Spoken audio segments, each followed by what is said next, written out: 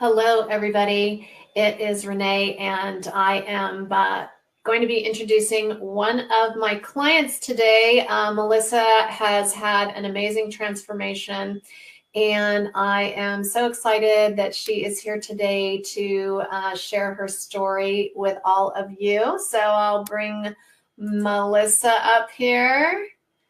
And here she comes. There she is. Hey, Hi. Melissa, how are I'm you? doing well. How are you? I'm good. Yes. So, Melissa has lost a total of 125 pounds. Yes. It's All crazy. right. Yes. I A whole know. person. It's so awesome. And we're gonna just really be sharing her whole story. So 80 pounds of it was using Ideal Protein and our clinic. Yes. So our coaches and all of that. But she started before that using OptiFast, the OptiFast program that she purchased through the Kaiser program. Is that right? Right. Exactly. Exactly. Okay, so let's just start with tell us about how you finally said, okay, enough is enough, and went out and searched for the OptiFast program. How you decided on that program? Yeah. So I was, let's see, I guess it was a little over 2.5 years ago. And I weighed 283 and I just could not, like, I just wasn't feeling good about myself anymore. And I noticed hanging out with my kids was harder and getting, up and down off the floor. I had a 2-year-old at the time, and it just was so hard. And I didn't like it. And I've always been an athlete. And so I played 3 sports in high school and I played softball in college. And so it's always been something I've been, I enjoyed a lot, but I just was like, this is not me. I was embarrassed to go to reunion things or events where maybe, my athletic friends were. I think I didn't care so much about everybody else, but it was more, it said something. I felt like I had failed as an athlete, if that makes any sense. And so I just was like, I can't keep doing this. And so I was looking through what Kaiser had available, and they had the OptiFast, which is essentially a liquid diet for the most part for a long time. And so you're drinking shakes, and you are, I think you get 1 bar a day. And then, and you are committing to doing, it's supposed to be like a year program, but really you're only on full liquid diet for about 3 months. So you can't ever get to your goal if you're over, if you've got more to lose than what's in that 3 months. And so that was kind of the hard part, is that I started and I had lost about 75 pounds. And but then they have you phase off of the product, and then you're kind of stuck with like, what do I do now? And we had classes, but they would change the times, and I just wasn't doing a good job. And I didn't know how to eat real food anymore. To me, losing weight meant drinking a shake. And to be honest, it made me sick even thinking about having to drink a shake again. So I just couldn't do it. So I just was like, and I slowly just started creeping back up in my weight. So Yeah. So I think, for me, it was so surprising to me when you first came in and saw me, and you told me that you had a limited amount of time to do this program, and that then you were just, boom, you were out there in, what I call the wild, wild west. Yes, absolutely. Yeah. Yeah. If anybody knows me, it's the Wild Wild West is a fearsome place. Yes, it is. Well, especially when you're drinking shakes all the time, the world just opens up way too big, too fast. So, yeah. Yeah, and I like what you said is I thought that having a meal was drinking a shake, Right. and That's how my Thanksgiving meal was drinking a shake. Oh, Yeah. Oh, poor you. Oh, it's okay. So then tell us, how did you find Ideal Protein? So I had a friend that also did the OptiFast program, and we had kept in touch, and we kind of were like, accountability for each other. And she started on Ideal Protein, and she's like, hey, you got to check out this program. And I was like, just the thought of another program, and we both had been creeping up in our weight. We both like it. Just we were not being successful long term, with this program. And so, and you got to check it out. And she was very, anti sugar. She realized how much Optifast had a ton of sugar actually in it. You don't realize it because you're just drinking stuff, but she was very, she was doing lots of research about, your insulin levels and those type of things. And I had never really paid attention to it. And you got to read this book. And she kind of just got me thinking about it. And then, so she started this program, and I kind of just followed her through Ideal Protein, and was like, wow, like she's eating real food for the most part. And she's, enjoying it, and she's dropping weight, and she's feeling good, and she was active, and it was really inspiring. So I was like, I got to check it out. And so I made an appointment with you, Renee, and that's kind of where it started. Yeah. And, it's always interesting to me. And like I told Melissa, when I have someone, that is, like Melissa came in, she did the program like clockwork. She never deviated. Every week she had a smile on her face. She was just gung-ho. And those are the clients that actually scare me, because when we get to the maintenance phase, oh man, we got some problems going on, because you're no longer like, Melissa knows how to live in the box and how to just push through and do the program. And we'll talk about maintenance in a little bit, but I kind of wanted to go over some of the things that you sent me. So Melissa is going to share the reason that she was able to be successpound we all know that we can lose weight on any program. And so, Melissa started her 125-pound loss journey over at Optifast. But the last 80 pounds, she has been here on Ideal Protein. So if you guys are just jumping on the broadcast, if you're here live, if you have questions for Melissa, if there's something that really responds to you and touches your heart, hit the heart button, the like button. And number one, we all know people that want to get healthy and just don't really know what the tools are to do it. Push the share button and share this broadcast out so that we can start creating wellness. My goal is to create as much wellness in my local community as I can. We with Facebook, we're able to share that and really create wellness throughout the world. That's really why Melissa agreed to come on here, is to really share her story and inspiration and to motivate other people to change their lives. So Melissa, tell us a little bit about your family and kind of like the stuff that you do every day and how you integrated yourself into the family with what you were doing. Yeah. So I think a big thing, so I've got 3 kids. I've got a 9-year-old, a 7-year-old, and a 4-year-old. And we're very busy, lots of sports, lots of Girl Scouts and, different things like that. I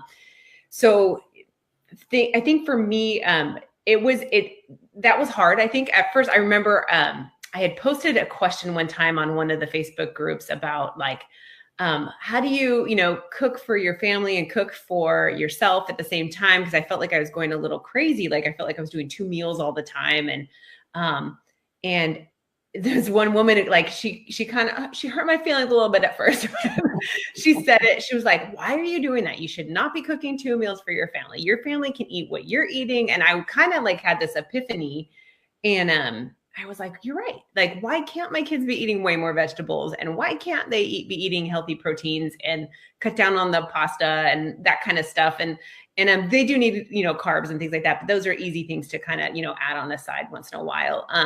But yeah, so I had this epiphany. I'm like, yeah, I don't need to be cooking as much, double meals and that kind of stuff. And so, yeah. And I'm working part-time right now. So, I'm normally a full-time high school English teacher, but now I'm subbing right now. So kind of coming up with how to meal plan for that too, and what I'm taking to work. Cause you guys know, there's teachers don't have long lunch breaks, and you don't have lots of time to, you know, plan, or, you know, you have to bring things with you. You don't always have access to a microwave as quickly as you want. And so, so it just kind of, that was a new challenge for me, was I was getting back into teaching and things like that. But I think planning has been big, in figuring out like, okay, what's the goal for the week? How am I going to eat?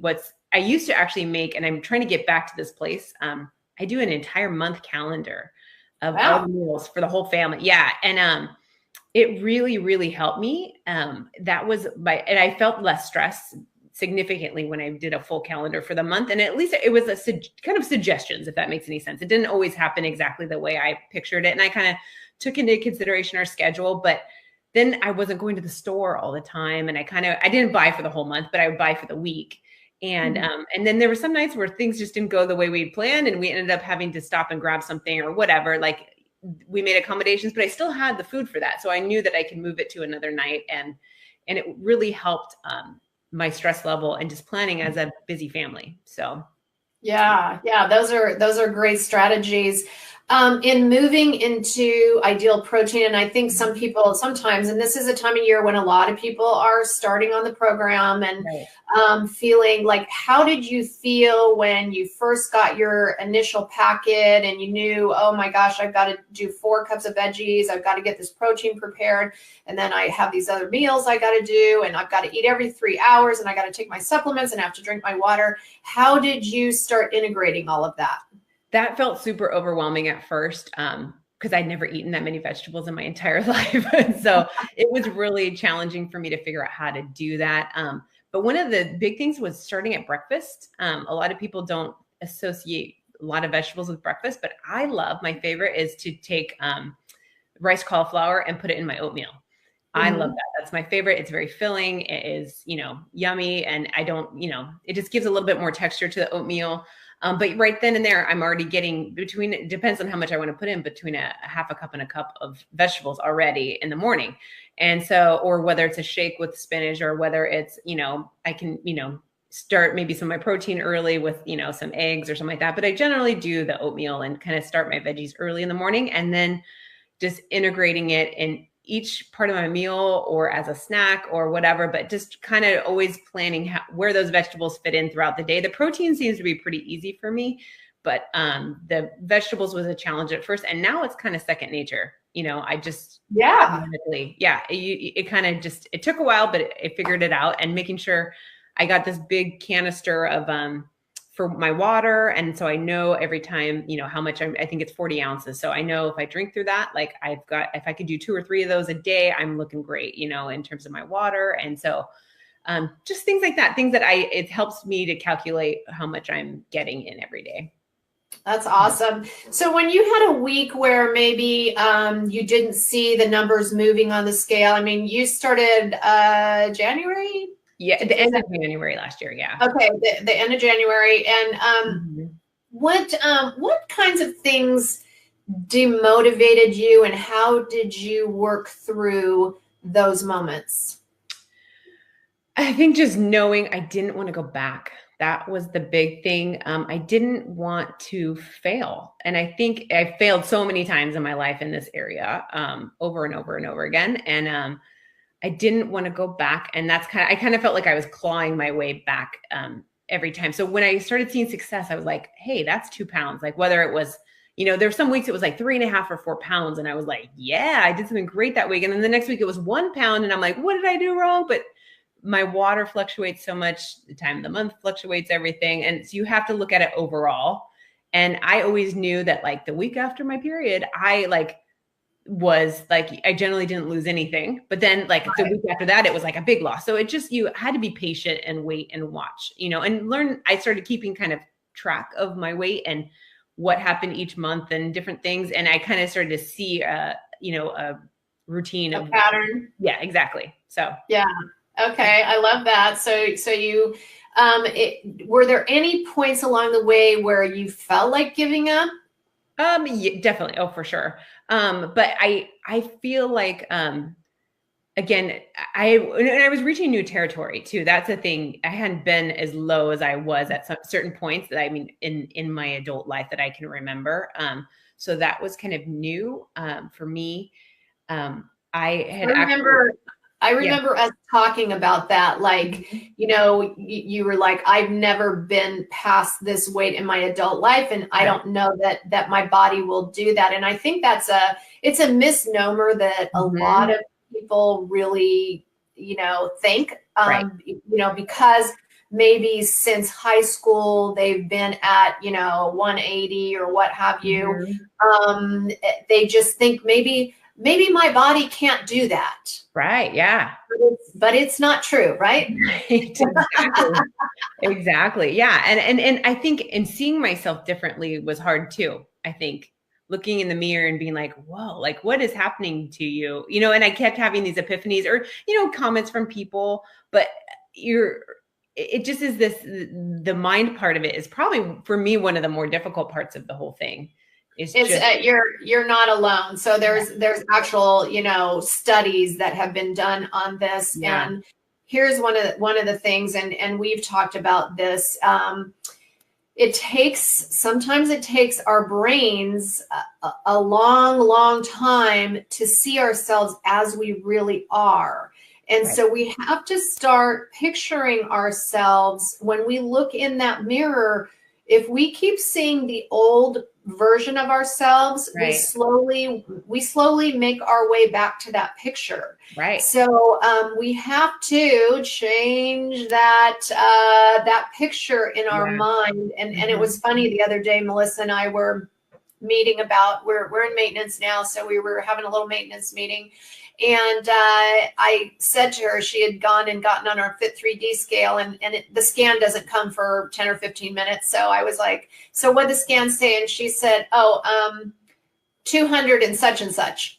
And I was like, I was writing it down and I was like, what? And she goes, oh my gosh, that just came so fast. It's 100 and such and such. Yeah. And I was like, I started laughing because I was like, oh my God, that came so easy. That means So your easy. mind hasn't flipped yet. The Yes. number one is the front number. Yeah, it's crazy. And yeah. Well, and it's funny too, because I think as I think about it more and start seeing myself in different clothes and things like that, I still am struggling with how does that affect me now, or how does it affect my kids, the way they view me. And like, I mean, there's so many components to this. It's just it's mind blowing, really. So And you know what? You look so cute. Like I saw you in all your holiday clothes and what have you. And when you go and buy clothes, how do you feel? Like when you go to the dressing room, yeah. what is that new experience? Oh, it's really fun. I've always enjoyed clothes, buying clothes and but I've always had to go to the one section and it's funny. I was talking to my sister-in-laws who are like, this big, and they've always been that big, but we were talking about how because they had asked me the same question, like, how does shopping feel to you? And I was like, like it used to be like I'd go to Macy's or something if I'm looking for something special or whatever. I'd go to Macy's and I'd be like, this is my corner of the store. Where now, like the whole store is my option, and it feels like I'm like I don't even know what section I'm supposed to like. It just feels too much sometimes. But I've learned like okay, so let's just experiment a little bit and see what style I like or whatever. But it just is funny to like it feels sometimes overwhelming, but in a good way, right? Like, and it feels good to Yeah. try something I've never tried on before. And yeah. Things with waistlines, like you were Oh, wearing a really cute, was it a red skirt at yeah. Christmas time, Yeah. which looked so cute on you. I Thank mean, you. it showed off your waistline Yeah. and the whole thing. And how did that feel? Oh, it felt amazing. It definitely felt amazing. Yeah. You feel good and you feel when I feel beautiful. Like I don't know if I could confidently have ever said that before, but I felt beautiful that day. You know, I felt really good. Oh yeah. Yeah. You totally look beautiful. So let's talk about some of the strategies. So now Melissa went into maintenance right before the holidays. And of course, you know, we were all kind of in and out of the office. We didn't always have time to meet all the time. And we had a couple of little tearful meetings because her weight started to creep. Right. And she got scared and freaked out and disappointed in herself and beating herself up. Tell us a little bit about that process.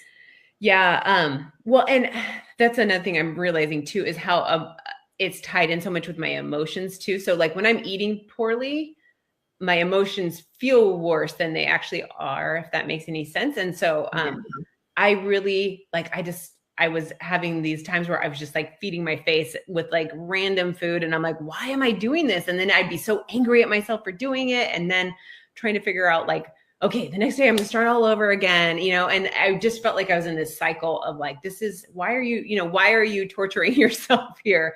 And so like this kind of nail it down a little bit better. And Renee, I was like going to weigh in, and my son was having some problems in the morning health-wise. And so I was like, I'm just not going to make the weigh-in. But she was like, come in to our tune-up class if you can this afternoon. And I was like, you know what? That's right. I need that refocus time. I need that opportunity to kind of think through this a little bit better. And I went to it, and I have been straight to the sheet since, just trying to, you know, get the weight back down to where it was. I don't have too much more, but you know, it's okay. Well, let's talk about that. Is the epiphany that you had in the tune-up class was?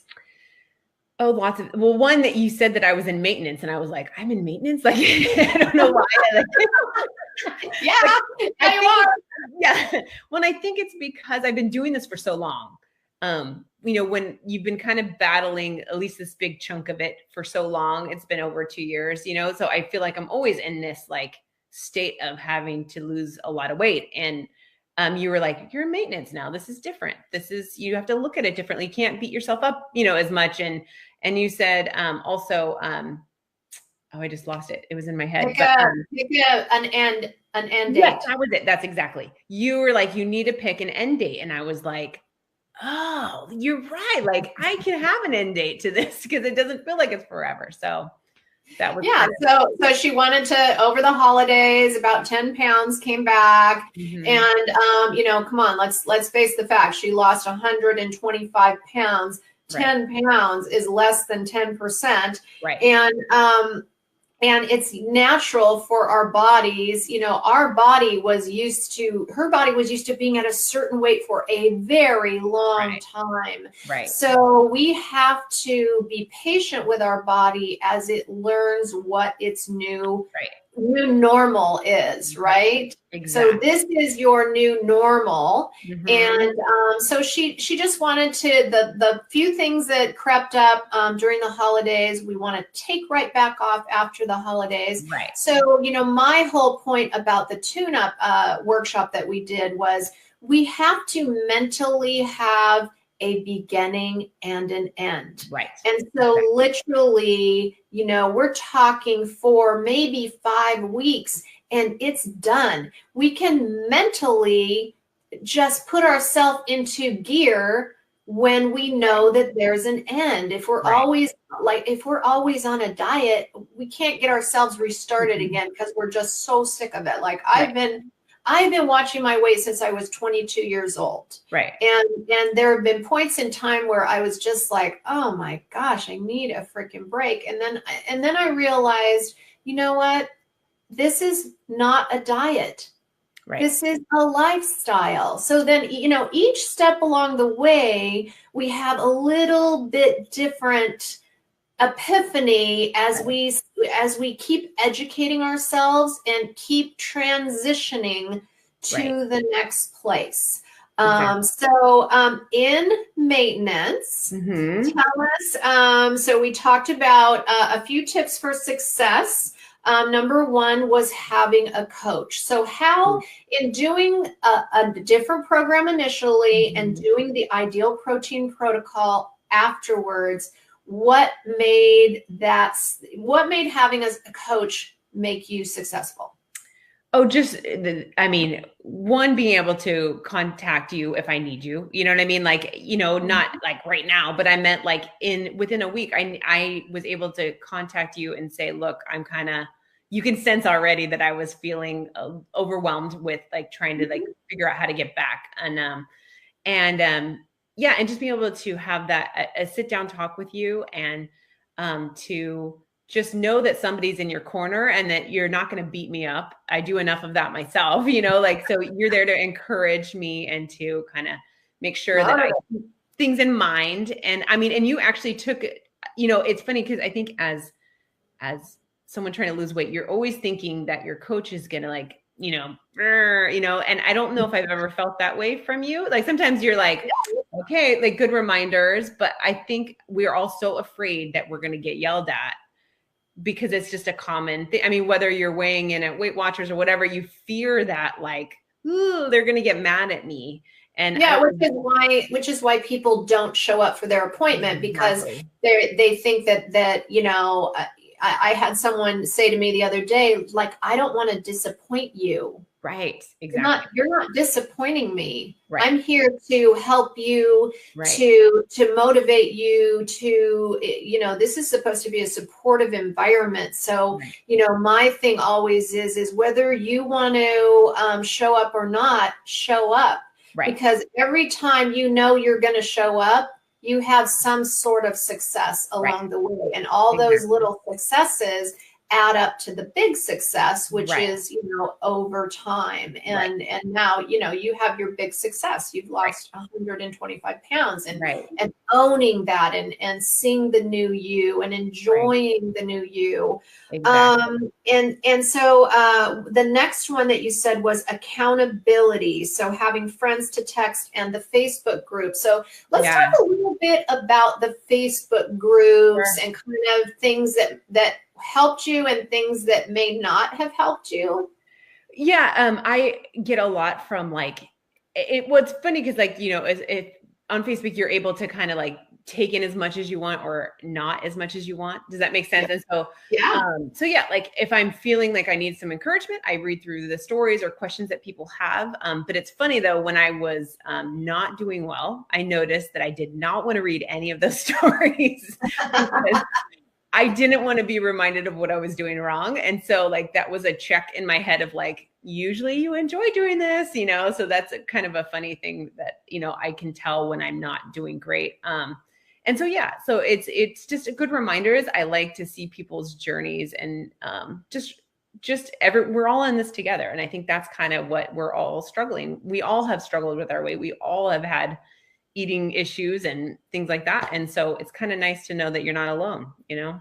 Yeah. And I think sometimes we do feel very lonely in our world, and we tend to, particularly this time of year, we tend right. to kind of become a hermit and stay at home. And, you know, then we get tired of what we're doing, and then we go, oh, screw this. And I'm just going to go for it and go to pizza anyway. So, you know, understanding, having those support systems in place, and I know you had a very good friend, Jennifer, that you guys could talk and collaborate. You know, she was watching you along your way, and you were helping her out because she came on after you. Right. So, you know, having that friend that actually supports you instead of puts you down. Right. Did you ever have family members or people close to you that made comments that may not have been so kind? Definitely. I've gotten some kind of a backhanded compliments that are kind of funny. Like I had, my mother-in-law was like, "Oh, you're so pretty now." I'm like, "Oh, thank you." Like, I wasn't quite sure. But stuff like, you know, you're like, "Well, what did you think of me before?" You know, but I understand the behind it, you know, but it also made me question like, well, what did they think about me beforehand, and what were they talking about before, that kind of stuff. and I know that people were concerned, especially when I was at my heaviest, like my health and the impact on, you know, being able to get around with my kids and that kind of stuff. So, but yeah, it's just kind of funny, those little things. And you know, the other thing that's been really good is I've been trying to be open really with everybody about it, like not making it my private journey, but like all of my friends know what I'm doing. I have friends that even moved away, and we do the Marco Polo app. I don't know if you've heard of that before, but it's no, I haven't. I love it. It's, you can leave videos for your friends, and so we don't have to worry about like time, like matching up on time, like to talk. We just leave videos for each other. But you know, she's I like that. We love it. That sounds right up my alley. Totally. It's exactly. So yeah, and so we leave messages for each other, and we talk about our weight, we talk about everything, and so just having that accountability with people that are even on the program too, is just them knowing what you're doing and like, hey, how's that going, or you know, those kind of things. So it helps. Yeah. So you know, I do have a few clients, not a ton of them, but I do have a few clients that absolutely do not share with anybody. Right. I would say the majority of my clients share with a couple of people, right, but don't really share their journey out there. What is your biggest piece of advice about becoming, you know, how was it easy for you to start opening up your story to people? Obviously when people started seeing my weight loss, that became like, it was kind of like the elephant in the room, like kind of literally, but like the weight loss started coming off, and people were like, whoa, what's going on? And it's interesting too, because the lower weight you get, like 10 pounds makes a huge difference, right? Like in your weight versus like 10 pounds when I was at 283, no one noticed probably for 30 or 40 pounds that I lost anything. But as I've gotten lower, now people are like, oh my gosh, you're losing weight so fast. And I'm like, I'm not, this has been a long journey. It's just, you're seeing it finally, you know? And so I think you know, and people ask me questions and I tell them what I'm doing. And, I say vegetables and protein is the big thing, right? You know, you've got it. That's what really incorporates most of our eating. And so, so I think it's been just telling people and being willing to, you know, when we go out to a meal, like people know what I have to be careful of what I eat. And, or even I have friends that are like, okay, what can I make you for dinner? I want to make you something that you can eat, that everybody can partake in. So I appreciate that. And it makes it a little bit easier, you know? So sometimes I say, don't worry about me, because I don't think that everyone should have to worry about me. You know, I'll make sure I'm taken care of or whatever, but yeah, that's it's so nice to have supportive friends. I have some clients that nobody's supportive of them, and I always feel for them because you know they're living on an island. So it's awesome that you had supportive friends. How did you handle? I don't know if are you a drinker? I can't remember. I'm not big on it. No, okay. That's one of the things that's been easier. I mean, my in-laws, they are big drinkers, and I think they feel a little offended that I don't partake with them. But for me, it's one of those easy things I can cut out of calories that doesn't bother me. But I do miss, you know, going out for swirls with the girls or that kind of stuff. But I usually just get a sparkling water or something like that. That hasn't been super hard for me. And you still participated, right? What? Oh, you didn't help. Yeah. Absolutely. Yeah. I didn't cut myself off from social activities. I made sure I was there as much as possible and did as best as I could, you know? So that's awesome. And was that hard for you to do initially, to go out with friends and they're eating pizza and you're sitting there with your salad? Like, how did you handle all of that? Yeah, definitely was hard. It was funny. We were talking about texting with people. I remember Jennifer was going on she was like, I'm going on my first eating out. Like, and it feels like a big event. It really does. And like, you're trying to think of what you can plan for. And so oftentimes if I knew for sure where we were going, I would look up the menu ahead of time, kind of plan what I could have. And sometimes it's like, you get some interesting meals just because you're like, take this out and take this out and take this out. And, you know, it's kind of funny, but yeah, I mean, it's just planning ahead and knowing kind of what you're going into helps a lot. So, and did you feel comfortable sitting at the table saying, take off the croutons, take off the sauce, don't cook this and that? I think it depends on the restaurant for me. like, I think if it's like a restaurant that like they really like, this is their meals that they've created, I feel a little nervous about this because I feel like I'm deconstructing their perfection. Does that make sense? Like, whereas Yeah. if I'm going to a kind of more of a chain or those places, I'm like, they don't care. They're just producing food at mass amounts. You know what I mean? And so, Right.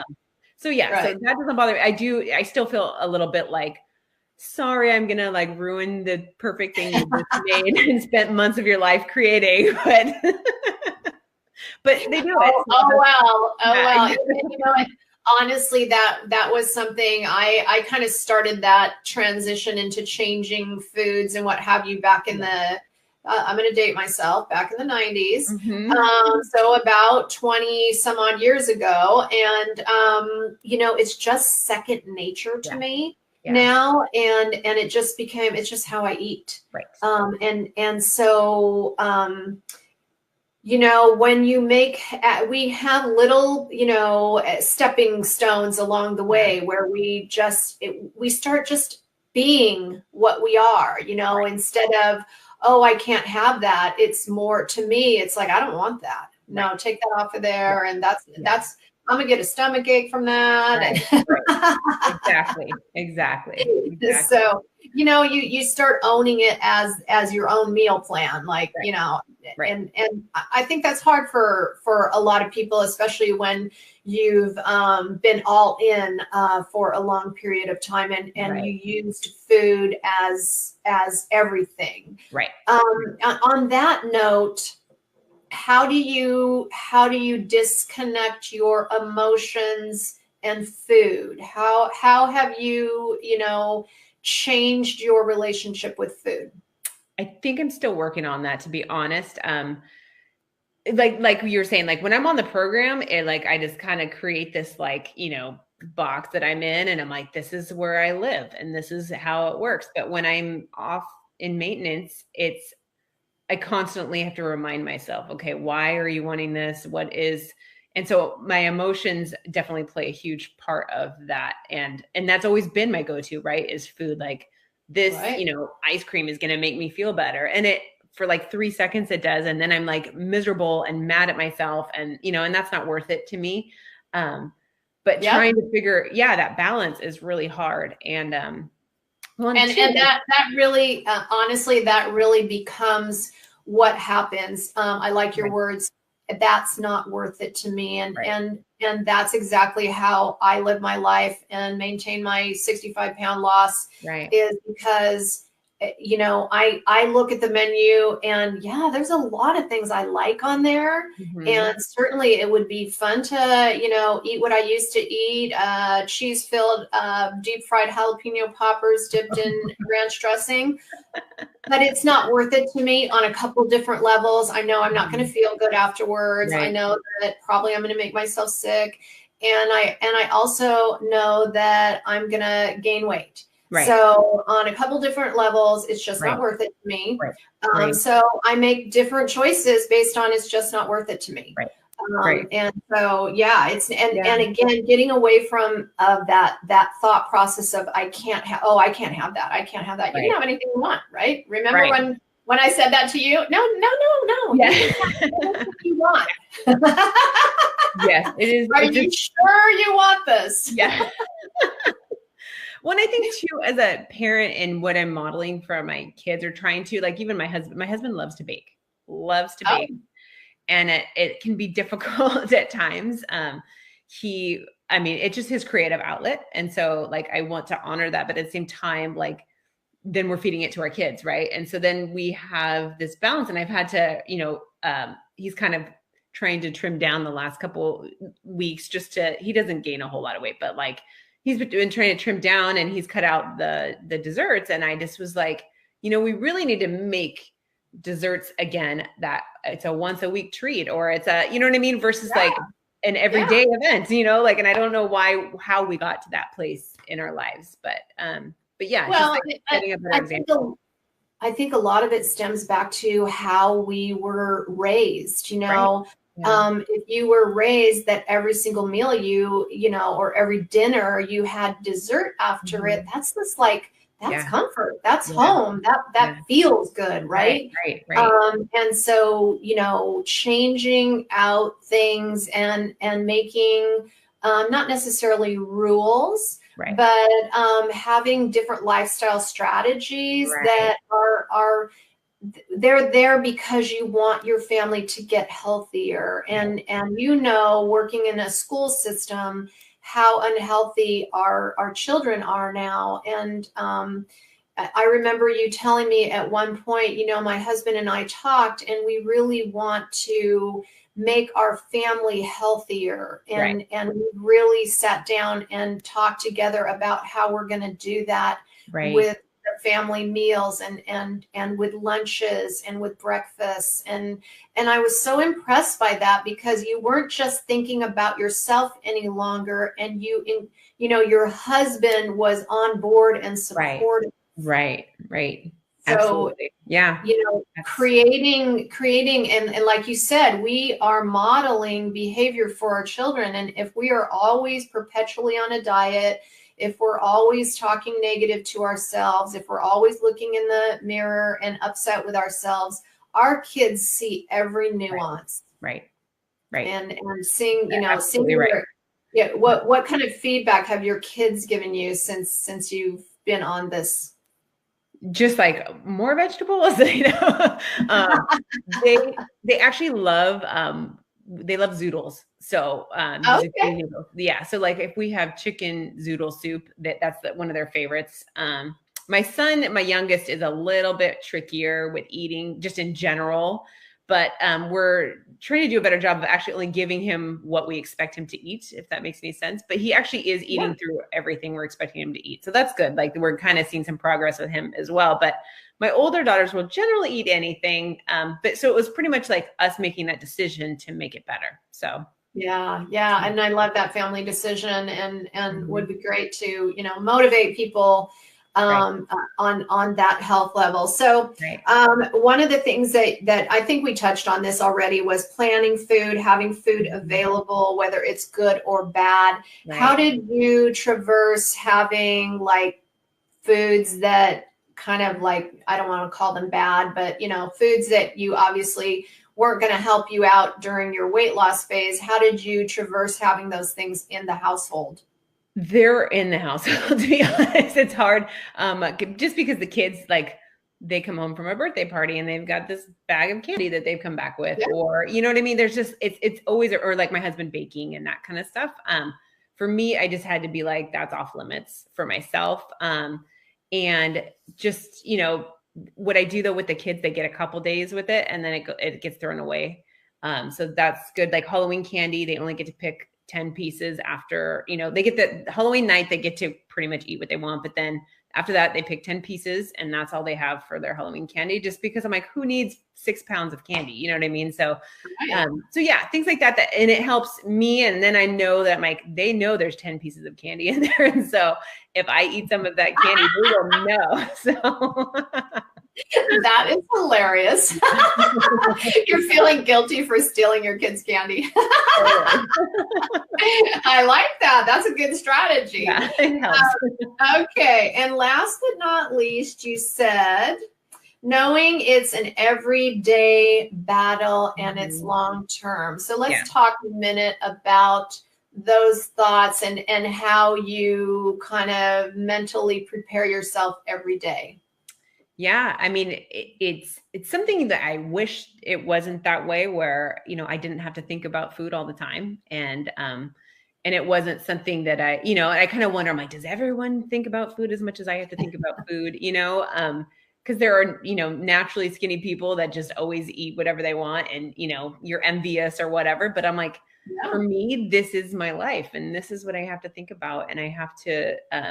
I'm going to always have to claw my way back. I think it's just something that, whether I think that's another thing too, is having a trigger weight and saying like, hey, this is it. You got to turn back around. Because I think what happens is we get too comfortable with that trigger weight and you're like, well, what's 5 more pounds, right? And then you realize, okay, now I'm up 10 pounds or whatever your trigger weight is. And then if you keep letting it go and don't claw your way back, that's when you're going to have your problems again. And so I think it's just knowing okay, I don't want to go back. What do I have to do to get back to where I was to feel good about myself again and to feel comfortable in my body, you know? Absolutely. Yeah. And you know what, I'll tell you that, yes, I don't consider it an everyday battle. What I consider it is an everyday choice. Oh, that's a So good way of looking at it. Yeah. I'm making minute by minute choices, day by Mhm. day choices. And you know, the cool thing is that over time, and I've done a lot of stuff. I've gone to Right. counseling. Right. I read constantly, Right. and I try to at least, sometimes I read, things that just make my mind disconnect, some story that's Right. cool or whatever. But I always make sure that I offset that with a good for me book. Right. So, Right. and I listen to a lot of like Audible books and what Right. have you. So, Mhm. understanding that we have to continuously educate ourselves, and also recognizing that over time, I can remember a time when this is in my mid or my younger 20s when I Mhm. first started my first business at 24. I was working 12-hour days, 6, 7 days a Wow. week. My reward was food. Mhm. So, I couldn't wait to have I'd go in at like 5 a.m., around 8 a.m. I'd go down to the diner, I'd have this Right. big meal, and then I couldn't wait to figure out what I was going to have for lunch, a big Right. Monte Cristo sandwich with Right. fries, dipped in everything, some Right. thousand pound dressing. And then in the evening time, some cocktails, dinner, and all of that. So I thought about food constantly. Right. So here's the good news. I hardly think about food Oh, anymore. In fact, that's good to it's know. almost like it turned. Yeah. So it's almost like an effort. So I have to Mhm. make sure I always have, my groceries and all that. Right. And a lot of times I use services to deliver things to me Right. because I'm too busy. So here's the good news. It flips. Yes. That's good to know. It may take a while. Yeah. I And think it will. changing that relationship where food just becomes fuel. So it's just all it is it's fueling my day so I don't get hungry, I don't get low blood sugar, I Right. don't feel crappy. Right. And I get enough calories so my body doesn't go into a holding Right. pattern, and Exactly. Right. just you and eating enough vegetables so that my body works properly. Right. Right. Exactly. All good things. It's all good. So that's really the takeaway. Yeah. So Melissa, Of thank course. you so much. I want to bring your picture up one more time and tell us like the timeline from the left side to the right side. So the left side, that was like September 2017, I think it was. No, 2016. Yeah, because that's been, yeah. And then the picture on the middle was end of January last year. So that Okay, would when be you first 2018. started Yeah. Ideal. Yeah. And then the picture on the right is, I think, was that October? I think it was Yeah, October. Yeah. yeah, Yeah. yeah. So So, crazy. awesome. Crazy, crazy. And Lori says, very motivating. Thanks, Lori, for Glad. jumping on and saying that. Do you have anything else, any other tips that you feel like you want to share with our listeners? I don't think so, other than just keep on keeping on, like it's something it's not going to be perfect all the time. And just to keep trying and do your best and love yourself for who you are and both inside and out. And I think that that's the best that we can do. I So, love it. Yeah, yeah. I'm all about self-love. Yeah. All right. All Well, right. thank you so much, just for sharing, for being open. I'm sure this broadcast will go out to a lot of people that it will motivate, and Good. if we can change a couple people's lives and keep them on track and Right. answer some questions, that's what we want to do. If you are watching this and you have questions for myself or Melissa, feel free to put them in the comments section. We will be so happy to share them. And we have somebody special here. Melissa's friend Jennifer says, thanks for being such an incredible inspiration. And Jennifer is her own inspiration. She always has she's very much like you. They always have smiles on their faces, and you know, that's awesome because you gotta be happy, people. All right, everybody. Thank you so much for being here with us, and thank you, Melissa, for just sharing. Of course. All right, everybody. See you soon. Bye.